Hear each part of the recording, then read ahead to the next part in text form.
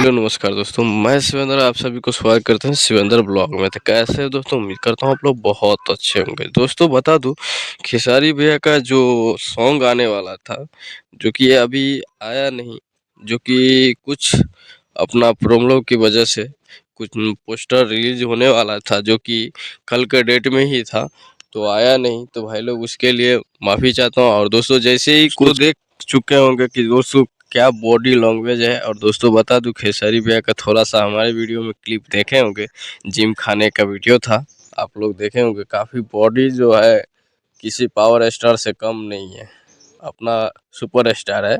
दोस्तों ऐसे ही आप लोग देखते रहिएगा शिवेंद्र ब्लॉग। और भाई लोग मैं मिलता हूँ अगले वीडियो में आप लोगों के साथ। चलते हैं, अगले वीडियो में मिलेंगे। और मेरे चैनल को आप लोग सब्सक्राइब नहीं किए हैं तो सब्सक्राइब जरूर कर लीजिएगा दोस्तों। चलते हैं, अगले वीडियो में मिलेंगे आप लोगों के साथ। जय भोजपुरी।